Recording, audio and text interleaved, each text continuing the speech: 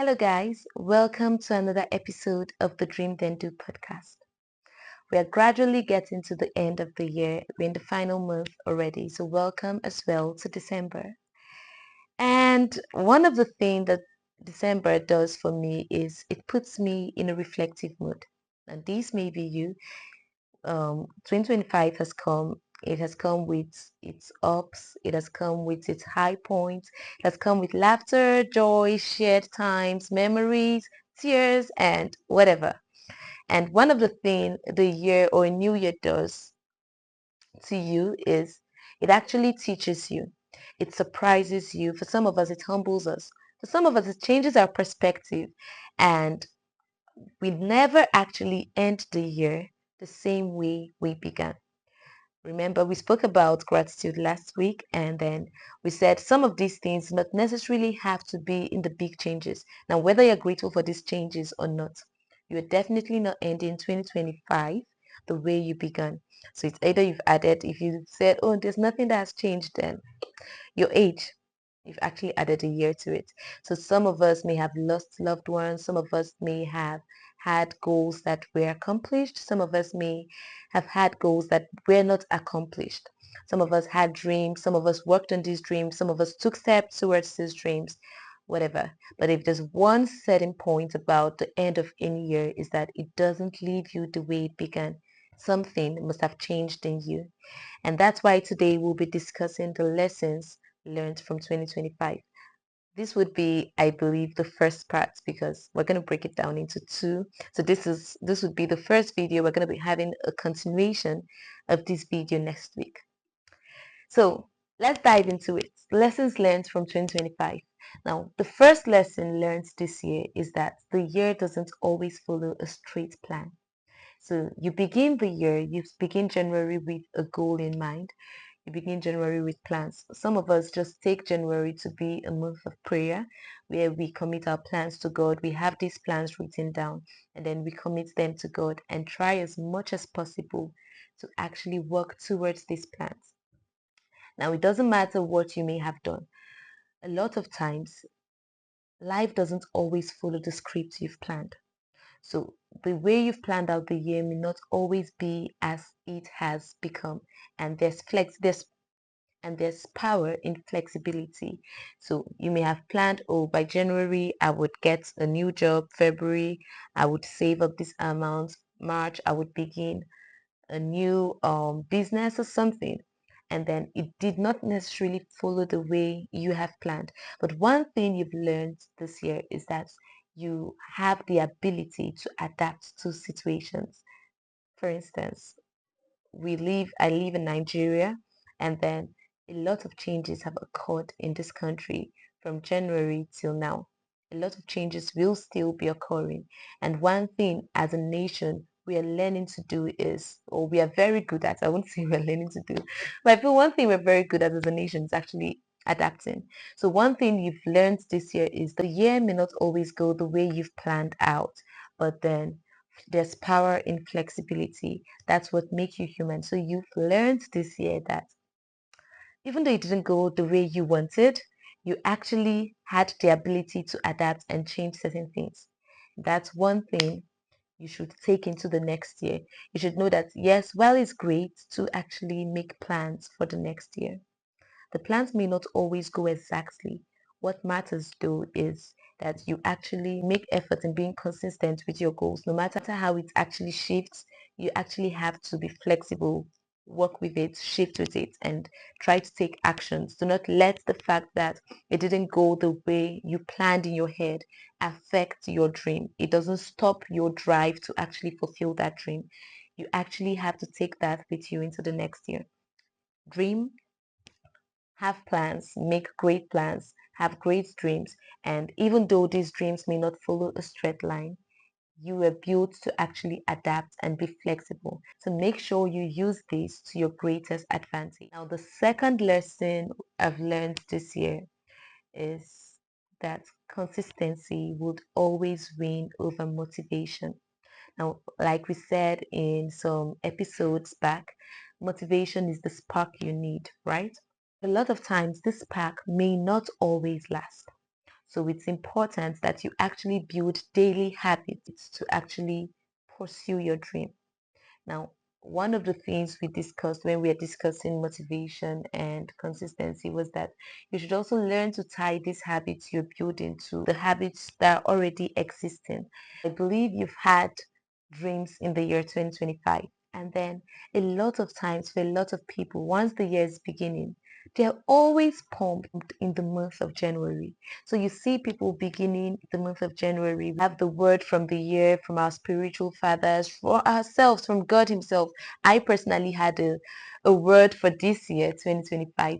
And guys, consistency would always win over motivation. So you may have seen things or may have written down things that you want to do for 2026, and then you're so excited about it, and that's very good, but please also build tiny habits to actually work towards your goal. That's one thing I learned this year, that even though I do not feel like it, I'm always going to show up.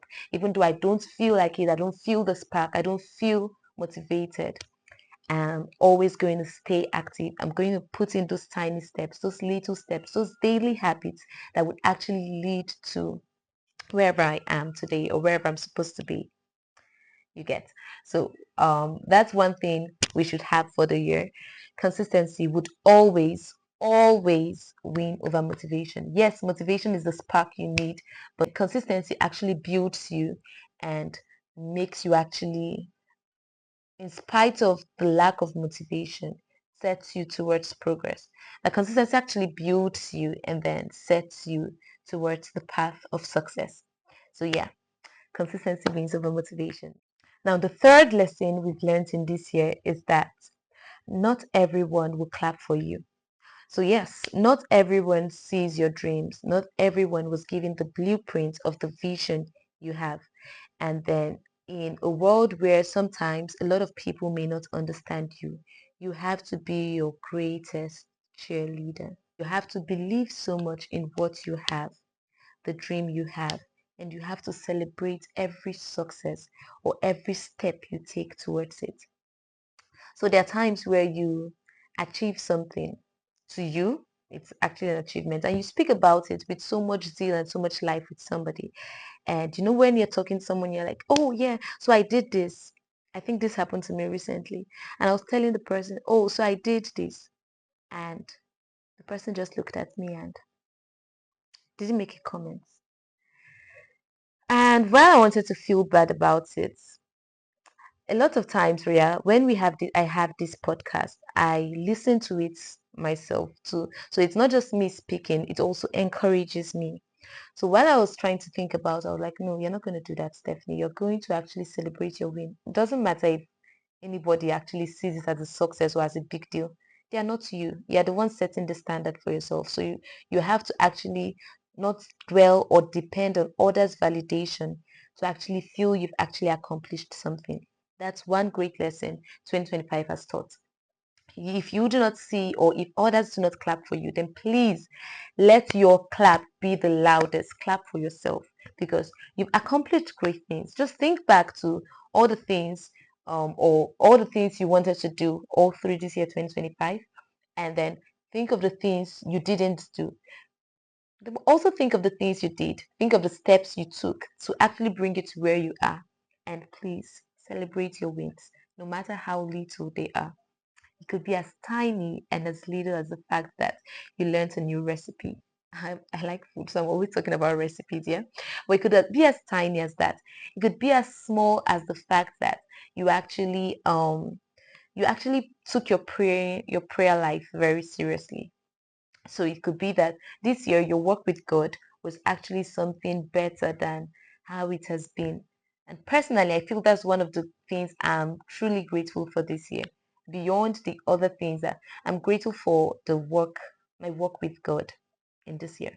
So it could be something, just think about the things you've actually accomplished. And guys, celebrate yourself. If no one understands your dream, Do not blame them. They weren't giving the blueprint of the vision, like I said. So you were giving that blueprint. And if you see that you have accomplished things, or not even accomplished them, but you've actually taken steps towards accomplishing these dreams, then please celebrate every step you've taken. It builds momentum, and then it gives you the strength to actually push and press for more. So yes, another lesson learned from 2025 is that you should actually clap for yourself when no one else understands, sees your dreams, or claps for you. Validate yourself. Your validation shouldn't come from others. You should be confident in yourself. You should be confident to know that you are actually doing great. Okay, so I think the first lesson for 2025 has been that rest does not equal laziness. Now you have dreams, and then you have actually accomplished some of these dreams. You have dreams, you've taken steps towards accomplishing these dreams. And it is very okay to actually feel burnt out sometimes. And it is equally very okay to take rest. It is important you actually take care of the body that has the dreams. If you do not take care of this body that has these dreams, then trust me, you would not end up accomplishing the dreams because your body would fail. So it's better you actually, while you work towards your dream, create strategic plans for you to actually rest. Sometime in the month of um, November, I broke down. Why? I think there were times where I worked and I overworked myself. If I would be very honest, looking back, I do not see the effects of that thing I did. I put in so much effort, and if I would be honest, I didn't see any effects. So I feel it just stressed me. I wasn't sleeping properly. I wasn't eating right. And then at some point, I just broke down. So it took a while. I think I took like 2 days, and I slept all through. I can count what I did those days because I know I slept, I woke up, I slept, I woke up because I was just exhausted. So try as much as possible not to actually let this body, this vessel that has the dreams to actually break down. Rest does not equal laziness. It is okay for you to rest. It helps make your life, it helps you live longer if you actually rest. So you don't just stress your body. I was reading the book God's Generals, yeah? And then I realized a lot of these great men of God died young. They had powerful visions. You could see the raw manifestation of the power of God, yeah, in these men. And then a lot of them actually died young. One of the reasons they did was because they didn't take good care of their physical bodies. So, guys, if you really want to accomplish this dream and this vision God has placed into your hands, then it is also important that you actually take care of this body. God will not come in the spirit to actually accomplish these dreams. He placed you, He gave you that body here for a purpose. So please, as we move into the next year, try as much as possible to rest. Take proper rest. If you've worked, I made up my mind in this month of December that I would have 8 hours of sleep every day. It doesn't matter if stones, if hail is falling, I would ensure that every day of the month December 2025, I'm going to have 8 hours of sleep. And so help me God. But yes, I've had the first, I've had second, third, and I'm going to have it. I'm going to try as much as possible. That's one of my goals for the month of December. Have 8 hours of sleep. Now, it doesn't just keep you healthy. Remember, they call it beauty sleep, yeah? So guess what it does as well? You got it right. So yes, so try as much as possible to rest. Take breaks. It's December. Spend time with your family. Enjoy the atmosphere. Rest. It's not every time work, work, work. Try as much as possible. Because truth is, if anything happens to you today, your workplace would replace you before the week runs out. So please take some rest. Final thing we'll be discussing is that 2025 has taught us that closed doors are not failures, they are direction. Now, remember when I told you the story of January, yeah? One of the things that happened was I had opportunities to explore, and I had tried as much as possible to get these things in place. And then it didn't just work out. That's one of the things that happened in January. It didn't just work out. And guys, I think in 2025, I've cried though. I've laughed. But if I'll be honest, I think I've laughed more than I have cried. However, I feel a lot of my crying in 2025. Yeah, a lot of my crying in 2025 was in January. I was scared. I I was losing faith. God just does very great things, yeah. Because I think in January, I think I read most of the faith books I've read this year. I read them in January. I consumed it in January. If I'll be honest, I listened to messages on faith because my faith was actually failing. Why was it failing?